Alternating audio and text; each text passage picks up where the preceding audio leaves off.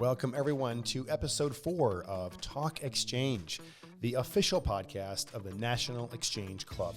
Today, we have our hosts, Tracey Edwards and Kristie Lindau from the national headquarters, welcoming Rich Wistocki, an Exchange Club member, law enforcement expert, former SWAT team member, and nationally recognized cyber crime expert.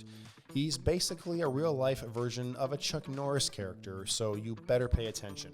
Seriously, though, this is one episode you do not want to miss. It's extremely informative, thought-provoking, and even sometimes a little bit disturbing. But this episode is something we all need to listen to, if only to make ourselves aware of what's happening in our country. We truly hope you take away as much value as we did, and please don't hesitate to reach out with questions and comments from this important episode. So thanks for listening, and welcome to episode 4 of Talk Exchange. Hi, everybody. I'm Tracey Edwards. And I'm Kristie Lindau. From the National Exchange Club. We're so excited that you joined us to listen to this podcast. It's been so much fun talking to members and partners and community leaders from around the country. Yeah, we know some of these people so well just because obviously they have enthusiasm for exchange. Yes. What they do, what we do, what everyone does around the country. Mm-hmm. And it's exciting to us to be able to introduce those people to a larger audience, share what we know about them. Exactly. It's super fun. And today we're so excited to have retired detective, Naperville Police Department, Rich Wistocki, with us. Rich is a great friend and partner of Exchange. He's also a member of the Exchange Club of Naperville. He's doing amazing things across the country. Welcome, Rich. Thanks for having me. Good morning. Good morning. Good to see you. We're excited to learn a little bit about what you've been doing, how you started in this journey, and what it's led you to do today that's had so much great impact in saving lives across the country. Sure. So I am a resident of Lockport, Illinois. I have grew up in the south side of Chicago. I've been a police officer for 30 years. I started out in my hometown of Summit, Illinois, and this is a suburb of Chicago, right on the southwest side there. And I became the police there back in 1988, and then I went to 89 and 90, and then I just got tired of arresting all my friends I grew up with. And so what happened was one night, one of the gangs that were in our town had thought that they'd send me a message and shoot out all the windows of my car one night. So my fiance at the time, who was still my wife, thank God, and she said, I'm done. We're not living here. I'm not marrying you. I'm not living this life. Forget it. And so I feverishly was testing for all other police departments, FBI, marshals, all kinds of other cities. And I took the first thing that came, which was Naperville, thank God. And so Naperville is about 30 miles west of Chicago. There's about 200,000 residents, about 190 police officers, very progressive, very cutting edge. And so I spent about 4.5 years in patrol. And then in 1995, I went into juvenile investigations where I would handle kids who were involved in crimes and who were victims. And then I also became a SWAT operator in the same year. And then I eventually became a SWAT sniper, which I really enjoyed. And so in 1998, we had a person, I don't even want to say gentleman, come from Brentwood, Tennessee, travel all the way up to Naperville, picked up a 13-year-old at the corner of her block, took her to a hotel, and raped her. Thank God I didn't kill her. And he let her go back home.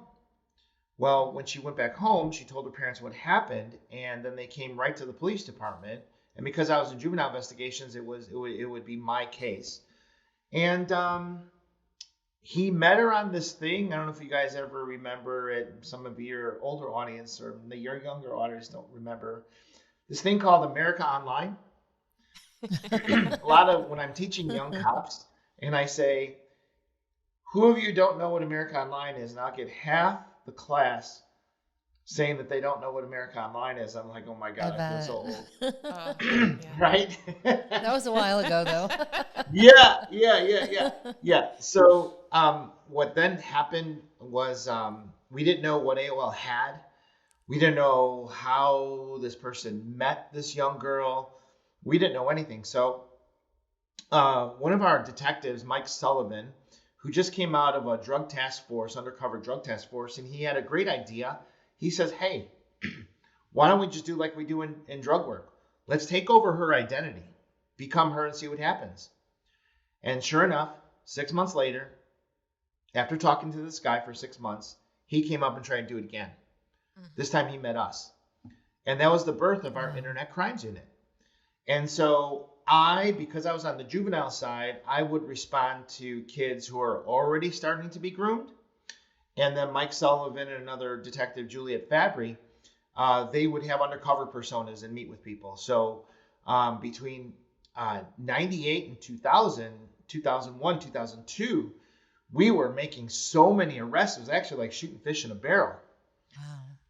Then in 2000, the Department of Justice came up with a new task force called the Internet Crimes Against Children Task Force, ICAC. And so currently today, there are 61 ICACs throughout the United States. And our job is to, investigate child exploitation online, is to handle cyber tips from the National Center of Missing and Exploited Children, and teach in our communities about cyber safety. So I have a martial art background, so I have a 3rd-degree black belt in Taekwondo, and I did that ever since I was 14. I ran 3 Chicagoland Taekwondo schools in the Chicagoland area. So that's where I get my teaching abilities from, because that allows me to actually teach anybody and be very patient, be very intricate in my teachings about, watching people, seeing how they respond to the training. So that was my forte. And of course, dealing with kids.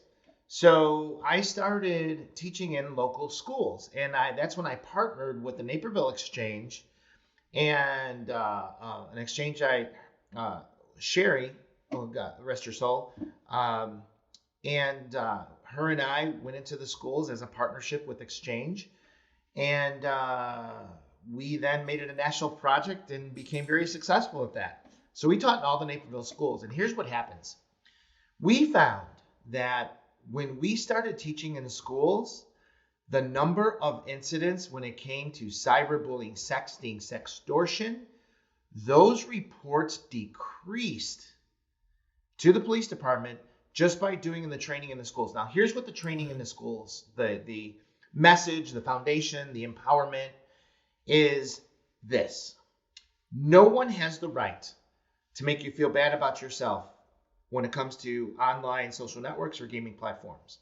No one has the right to make you do something you know you shouldn't be doing when it comes to social networking and gaming platform. If you're sitting here listening to my presentation, suffering in silence here as a student, you need to come to me. You need to come to me because when it comes to gaming and social networking, no one online is anonymous. There is no one we can't find. So if you're suffering in silence, you need to come to me. So with that message, guys, last year I taught in 90 schools across the country. And I had 20 victims come forward to me, mostly because of sextortion, and we opened up 20 cases. This year, I taught in my 25th school yesterday, and I am already up to 10 students that have come forward, and the year's only, a third over. So it's really important for this messaging. So as we were doing child exploitation online, we became the pioneers at Naperville Police Department in our area. I'll never forget a Tribune article that I saw back in the mid-2000s. It said, why are there so many, and there's a headline, front page, why are there so many predators in Naperville? And the answer to really that is, we're the only ones looking. Right. So all these predators are out there, but we're the only ones that are trained looking and arresting people that are harming our children. So between 2012 and 2016, I was asked by the Will County State's Attorney Jim Glasgow to create a high technology crimes unit just for Will County. And it was in addition to my duties in Naperville. So I would work in Will County where I lived from 8 to noon, 3 days a week. And then I'd work in Naperville from 1 to 9, 3 days a week. And so I got a fantastic team. I stole somebody from the Attorney General's office as our full-time investigator and a Will County computer forensic examiner. And at the end of 4 years, we arrested 100 internet predators, 100 of them. Wow. And that's by using this thing and putting it in motion. And we were with such success. And then in 2018, I was asked to do something called a TED Talk, a TEDx. Yes. So when I did that, that was probably the most life-changing 12 minutes of my life. Because when that went viral, I was getting calls from all over the country to teach in schools. And so I really have a big following in Oregon, in Washington, in Arizona, and Florida. So I would go out and I train, and my bosses would be like, hey, you need to be at work. So either you're going to go do your thing or you're going to do our thing and stay here. And I'm like, you know what? I think I'm going to retire and go do my thing. So that's what I did. So currently today, I train up to 100,000 students a year. I train about 2,000 parents. I train about 2,000 law enforcement officers, and I am one of the cyber trainers for the National Association of School Resource Officers. So I go state to state to state to train school resource officers on how to do it. Hobby of mine is writing new legislation. I wrote the sexting law, the child exploitation online law, the swatting law. I wrote the new requirements in order to be an SRO. And here's a neat fact for you. I did want to point out, Rich, when you came to us, you did the Keeping Kids Safe Online program, and people were fascinated by that, about the amount of things that parents didn't know that were going on online, and that was really life-changing for people. And then you've taken that program and just expanded it to what you're doing now. Right. Yeah, so so currently my job is three things. So I train students and parents all over the country in schools. I train law enforcement officers how to investigate internet crime. And then my third thing that I do is I consult for a first responder treatment center in Florida, where we have a special program, a separate program for military veterans and first responders, police, fire, dispatchers, corrections. We have a separate track on treating first responders in their post-traumatic stress injuries to their brain and also their addictions. So since 2018, when I retired, we put about 100 first responders and military veterans in treatment. That's awesome. So, Rich, you've taken your passion for protecting children and families, getting communities involved in your passion, and you've expanded it into a new program that Exchange just adopted. I know you and I and some other people serve on a committee to help roll this program out to members, and this podcast is going to be a useful tool to let people know what they can do to get involved. So did you want to talk a little bit about that? Sure. So in 2013, I started to, I saw that there was a breakdown between what we knew at the Internet Crimes Against Children Task Force, which was very high level computer cyber investigations, right? Well, my school resource officers in Naperville were coming to me, and they had really, this is going to sound kind of black, but dark. They really gave me great child exploitation cases, you know? So the kids would trust them so much and tell them what was happening to them, and they didn't know what to do. So they called me, and I helped them through it. And I'm like, well, if my school resource officers don't know, and they're highly trained individuals, if they don't know anything about cyber, imagine what the rest of the country's like. So I got with the National Association of School Resource Officers and said, hey, I have this training program that I think your school resource officers across the country would benefit from. And so I slowly started doing small breakout sessions, and I did keynotes, and I started going state to state, and we're really having great success. So what kicked it off for me is that when Parkland happened in Florida, I read the after action, and I got through about 3/4 of it. And I couldn't even read it anymore. I was so disgusted as all the red flags and stuff like that. And then I started doing some research. And the United States Secret Service releases a threat assessment survey every year. So in the most recent survey in 2021, here's what they found. 75% of the school shooters post online what they want to do before they do it. Mm-hmm.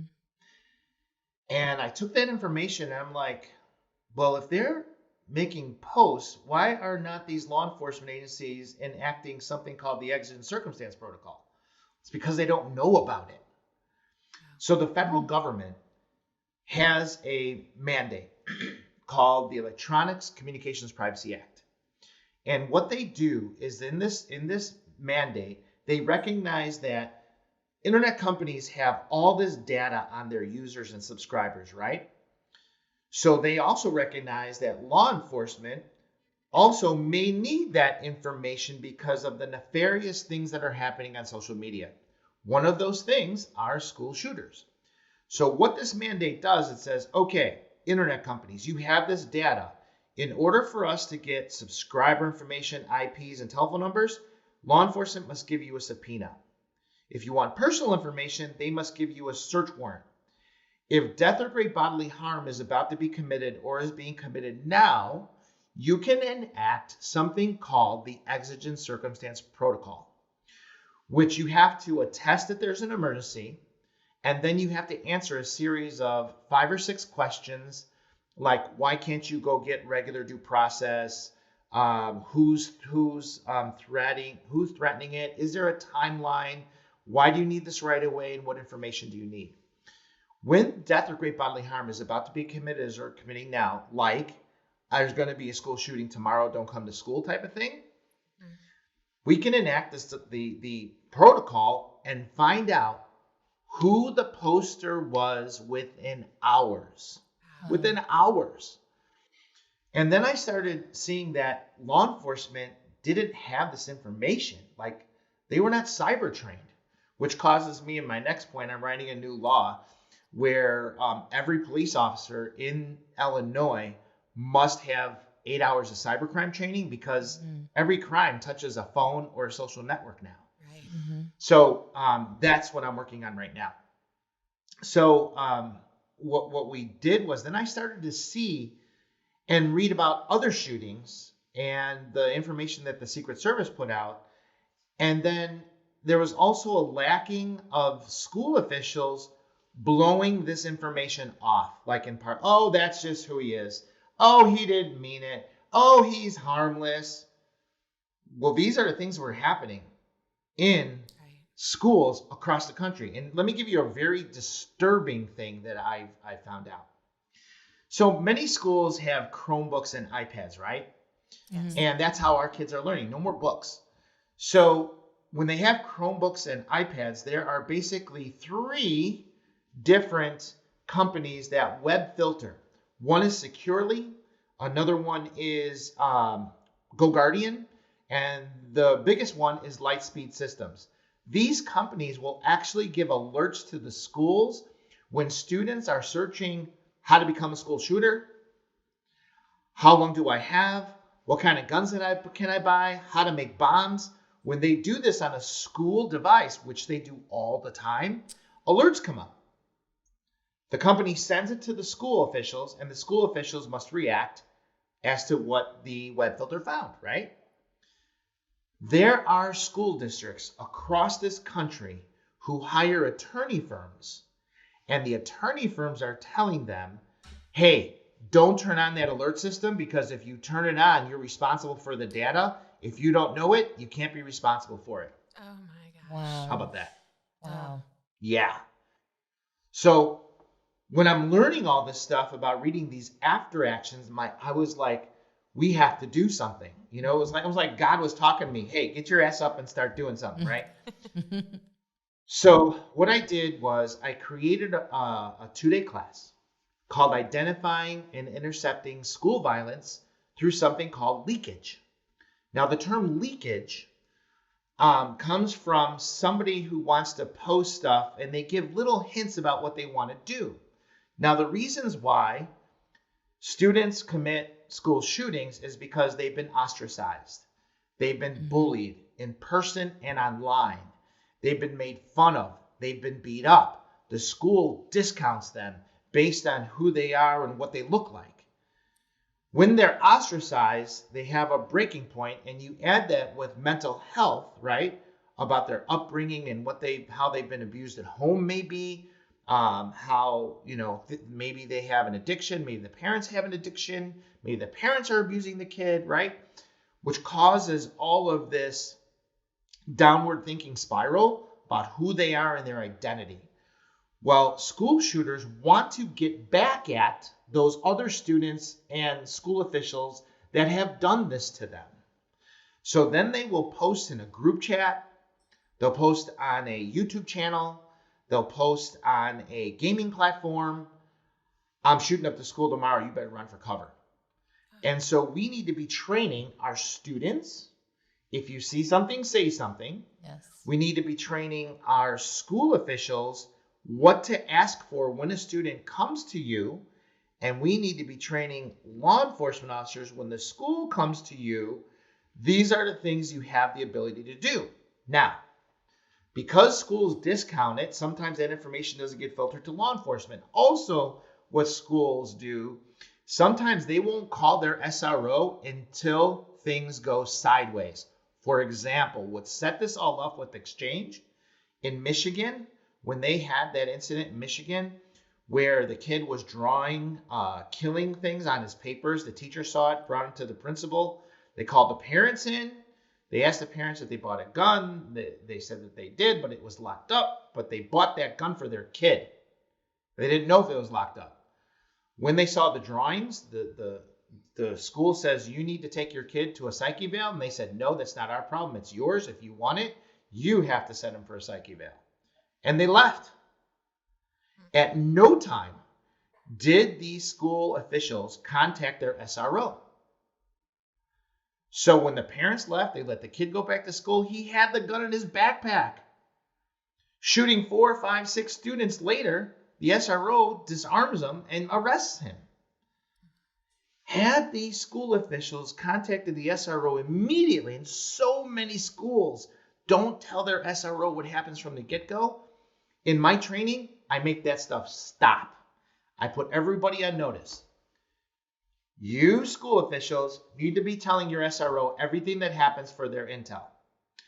And you law enforcement officers, stop telling the schools that there's nothing you can do, because I'm going to show you what you can do. So the first day of this class is with school officials, your social workers, your deans, your assistant principals, your security, your superintendent, board members, and also your SROs and your local law enforcement and detectives, patrol officers. They are all attending the first day. And so what we try to do is I put them on notice saying, school officials, you need to do this, this, this, this, and this. Once you get the information, law enforcement officers, you need to do this, this, this, and this. And they're all on the same page now. Now, the second day, it is optional for the school officials to go to the class. A lot of them do because they're so interested in what I'm teaching. The second day, we are actually doing the work.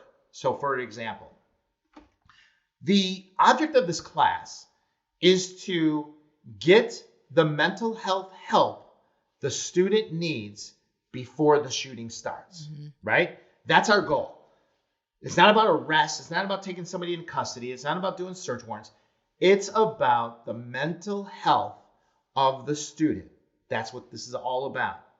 So once we can identify who the student is through exigent circumstance, remember I talked about that? Yes. We can find out who the kid was who posted it, where they live, all their social media. So once we've secured the kid within a couple hours, so if the threat comes in at 6:30, 7 o'clock in the morning, by lunchtime, we're going to have that kid in custody. What does custody mean? Custody means either they're under arrest or they're taken to a mental health facility. That's what custody means. But the work's not done. Once we get the kid in custody, then we move to execute 3 search warrants or consents. We will do a search warrant on the home for weapons and computers. The second search warrant we will do on their cell phone to see A, who they're collaborating with, and B, what social networks that they're using. Our third search warrant is on those social networks to see the amount of planning, posting, and who they're collaborating with. Once we've done those 3 search warrants, we will know that child's deepest, darkest secrets, and then we can use that to charge the child or to continue their mental health journey in a hospital setting, whatever it takes. But in order to stop the shootings, we have to know if there's weapons there, right? This is the reason why we go on that. And now, if you wanted to bring this program to your schools, let me break down paying for the presentation. So this administration had, in the president's administration, had earmarked close to $1 billion in social emotional training and learning for the schools across the country. Wow. Every state has something called a Regional Office of Education, ROE, or an ISD.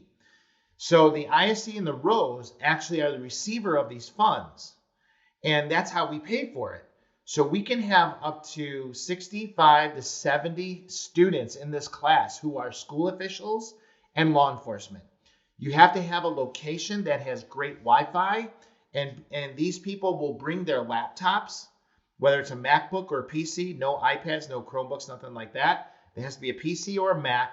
We have to be able to plug those in, and so they don't run out of battery, those little things. And the Wi-Fi must be able to handle all of those people attending the class. So people can go to my website at bsureconsulting.com. And then when you go there, there's a big button on the top says SRO in-person training. And there are flyers there. There are where we're going to be. There are evaluations of people who have taken the class. And just so your listeners know, is that this school year, we've already stopped 7 acts of school violence. 7. Wow. We just had one in Granite City where they took my class and they were able to stop it within hours. And that's so amazing. That's the importance of it. So if you have a local exchange club, get with your exchange. They should all know about this national project with National Exchange. And then Tom Carnes is my contact person. So what will I send you? I will send you a sample flyer. If you contact me at Rich Wistocki at bsureconsulting.com, or you can call me 630-461-0044, and I will send you the itinerary of the class. I will send you the directions on how to set it up, and I will also send you a sample flyer that I will make for you. So we need to be about 2 months out so we can get the information out there, funding is secured, and things like that. Okay, good. Well, this is something we definitely would love to see expand. It's so important to get this into school districts around the country, and we thank you for your work and for partnering with Exchange. Awesome. And I'd love to tell you one quick story. We were teaching this class in Hanover for the Exchange Club in Hanover, and we had an officer there who learned what they need to learn about phone numbers and tracing them and things like that. So the next day he went back to his police department and he saw that some of his detectives were called to the ER, and there was a 14-year-old runaway there who was being sex trafficked by someone they couldn't identify. So when this officer who took my class, when he was in a briefing, they're like, we have these numbers, but we don't know how to trace it. And he goes, oh, we did that in class. This is what you asked for. Let me give you, because I give everybody a flash drive. Let me show you the information that you need. Within hours, they were able to identify the number, who used it, and save other girls from being sex trafficked. Wow. That's what this class does to save our kids who are being abused. You know, Rich, this is just such a horrible underbelly of our society, these problems that threaten our children. And it's something that people don't like to think about if they don't have to. So I thank you on behalf of Exchange and as a mother for bringing this to the attention of the people who can help save our kids. And I'm glad Yes, you ended with that success story. It shows that these things can be solved, prevented, and we appreciate your partnership in making sure that happens. I love your passion for this project and how you just so believe that this can be done, that these things can be stopped, and that's what this country needs. So we thank We you. can stop school shootings, and that's what Absolutely. I open up when I do keynotes, and I tell them we can stop school shootings, and they look at me like, "What are you talking about?" But when they see the devil's in the details, right? When they see Yes. how this transpires, we cut it off before it happens. We can't stop it. It's just a matter of exchange, training, school officials and law enforcement to get them on board in order to have the successes we've already hit. Seven acts of school violence we already stopped from this class across the country. Amazing. Well, we are thrilled to join you in partnership to deliver this important program. So it's been great to hear your updates, and we want to get this out to exchange clubs and prospective members around the country and in every school district. Thanks, Rich. Thank you, guys. Thanks, Rich. All Have right. a great day.